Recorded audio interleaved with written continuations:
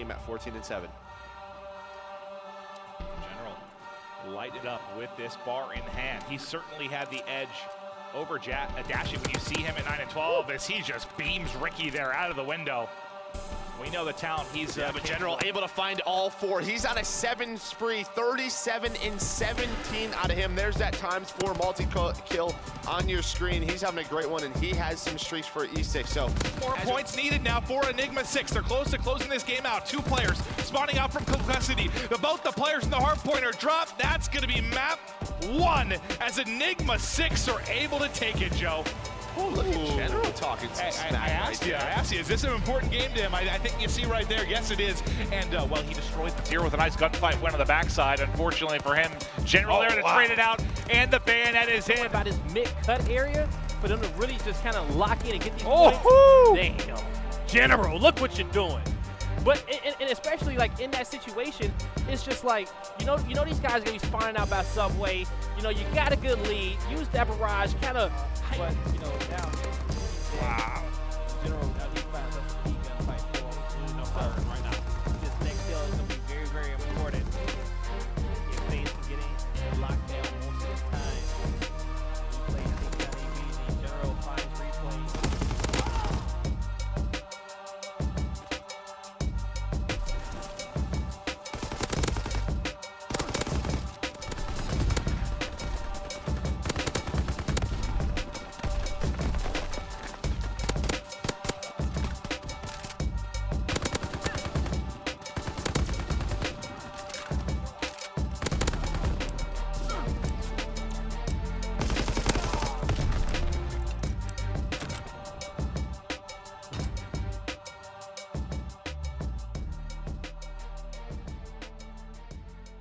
The time has come to announce the Call of Duty Enigma6 Black Ops 4 roster, and in this announcement I'll be revealing each player, explaining why I chose the players I did who I'll be playing with this season. You know, you guys are probably wondering who this guy is at my shoulder, but we'll get into more of them later.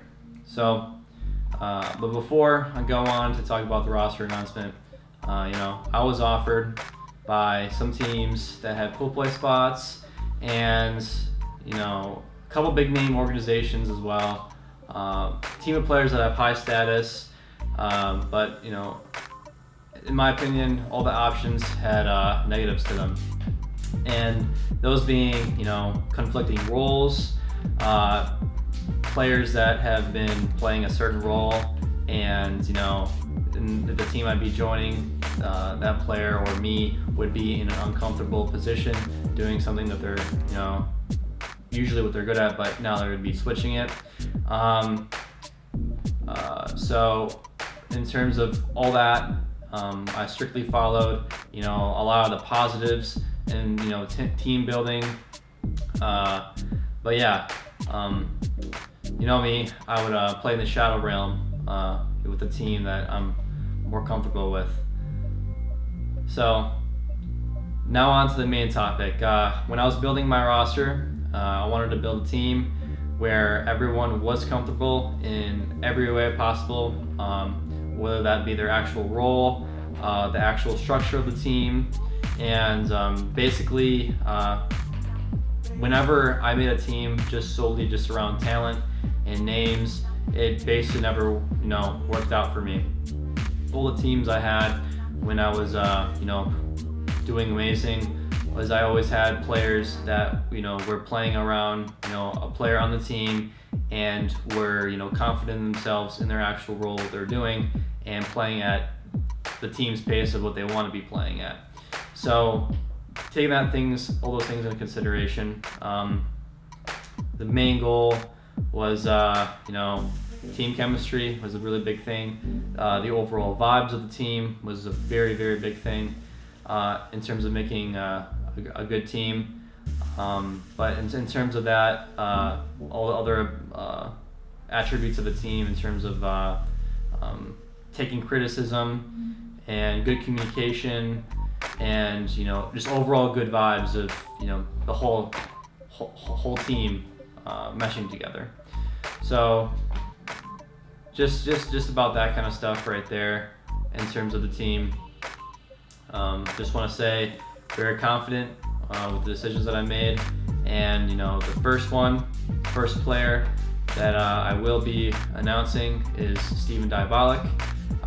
He's really good at his role as a submachine gun player, and he can easily adjust his pace to play around his teammates and buy time for his teammates. So beside that, I would have to say he was probably my best teammate all throughout the World War II season.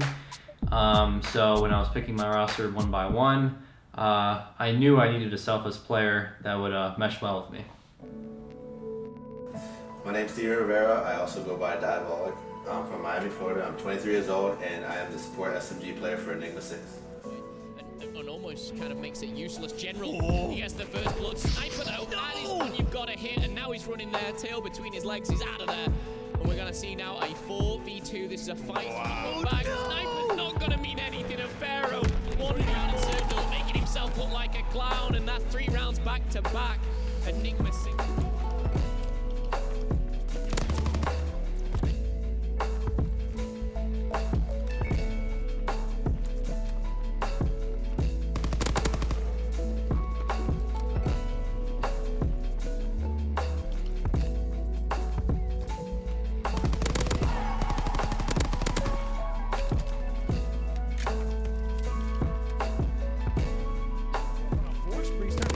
Things up, doing some damage when it comes in to look up post, finding his 3rd kill in quick succession and not stopping anytime soon. Diabolic quite literally going off right now. 7 Oh my God. What in the world?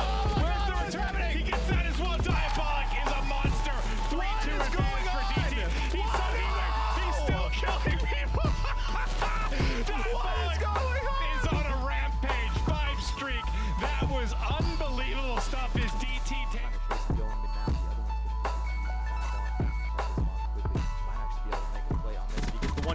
both of them just line up for him. 2v1. Diabolic, though, this is the player you want in position to clutch if you are DT. He's able to pick up one. The second player's going to be right there. He has a heat wave. I don't know. He's going to use it.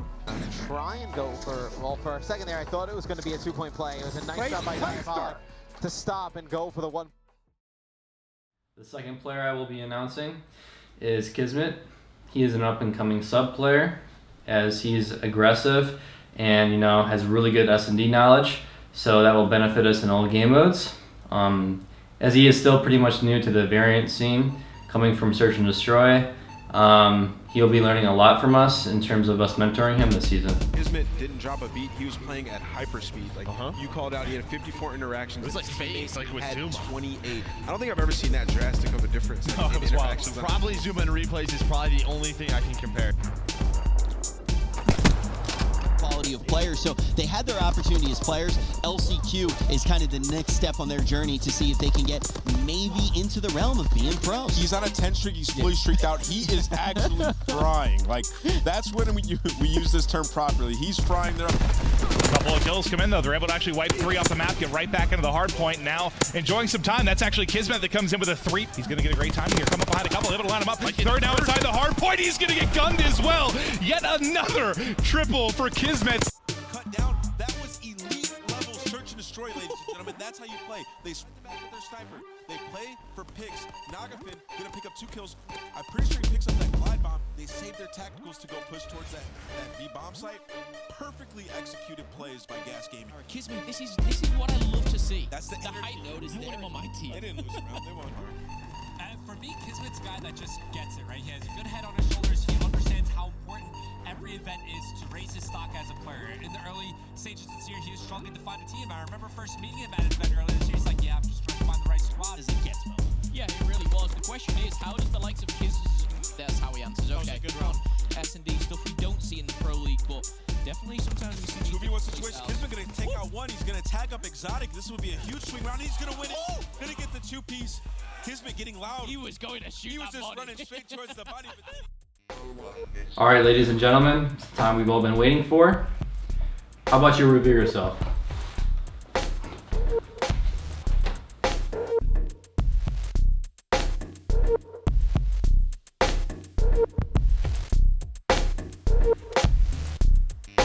Is there.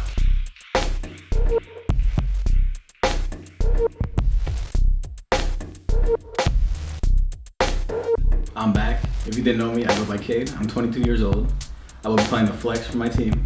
I'm excited to be playing alongside General. I'm really excited because we're getting a team house, and I'm confident with my new roster as we have new up-and-coming talent.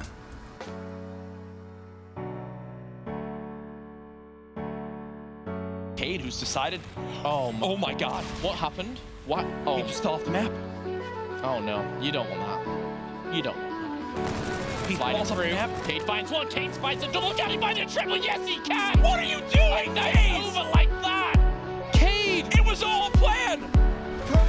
Cade right there matching Lacefield, man. He's got 20 kills. General picks up all 3, shuts it down. The 4th is beat down. And there's the crispy dunk. 7-1 advantage. They're getting out to go in the second half. They're getting loud. Every point that goes in, every second that goes by is more and more in favor of E6. I'm hearing some trash talk now come out on the stage as Cade gets both. Ghosted, are you all having controller issues now? I guess so, because E6 are running away with this game. I like this use of streaks. Continue the rally going. Just pick him up off spawn. He's in for Enigma6. That was a big engagement from Proto. He actually cut off the pinch from Ace, which let his entire team, the remaining 3 players, turn around and watch their flank from that back helipad. 11-7. 3 pair of players killing. He was weak. He better have been. Otherwise, that's a super Enigma.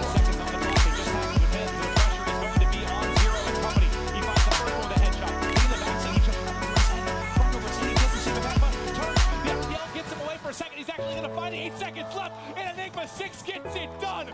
Eyes on it, but General is going to come out on top in that MV4 battle. One more player around the corner. That's going to be Karma. Keep him and alive. just like that, he's going to come on top of that engagement. General, he's been on fire so far, as well as Proto. Now Cryptic left in a 1 versus 2. He finds one, but now it is Enigma6 leading 5-1. Looks like that might happen here. 1 under underpass. Player 4. That's General. He catches him in his back. He doesn't have time to check the body for the bomb, though. Proto with the camo play. Spots a player on bus. Has to win that gunfight. He does just that. Scump in a 1 versus 3 with the reactive armor. Finds a clutch kill. Enigma6 Look like a force to be reckoned with, Teep.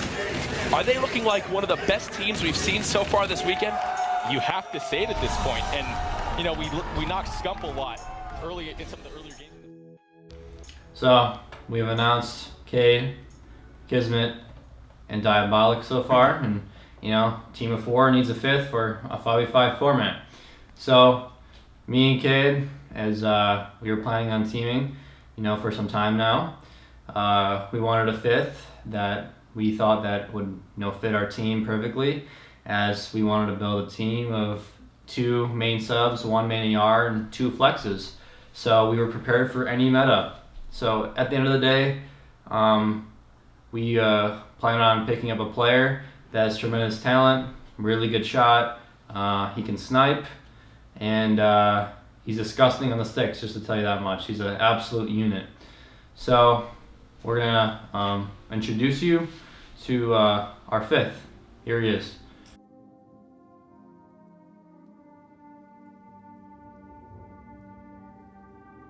Oh, he's down and dead. Then it fully set up.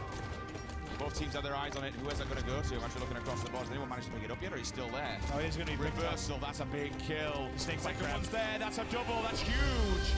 Frosty single-handedly just smashing him left, right, and centre. Triple from Frosty. Can he find the over? There it is. Overkill. The first one is like that. The man just got overkill. Not to take it away from him. Picks up the killing streak. The disgusting work that he used to do in the early iterations of Halo 5. Frosty, stop this immediately! Why? One player does step up to the plate for the game, BG. No, 28. The bomb is back a little bit. Triple kill comes through. Frosty looking for his second over. Three in this series is absolutely incredible for them. And Frosty is having double back on himself. It's a nice shot from Stella. Stella. Oh my gosh! Stella gets put on his back. Frosty, you animal! That's the exact angle that Frosty wanted to force that challenge. Incredible shooting from him, not what you'd expect from Stellar. Again! From the point of view from Frosty, and he's going to hit a nice headshot here on Spider. He gets the double. Oh, the triple from Frosty. Oh, the overkill! Frosty, that's how you want it. Unstoppable now up on top, ring 3 with sniper rifle as well. He is 30 and 11 in this game. Make that 31 and 11. A third and final cap. Frosty spots have been a little bit greedy and waited for that sniper rifle, but he flies back into his rocks, picks up a kill on the flank carrier, and then also kills another player. Look at this, Frosty with a double. Stella put on his back. Tox being put on his back at the moment. Frosty has stepped up massively in this game number 4. Are you kidding me? Look at this. Shotzi! Welcome to Frosty Town.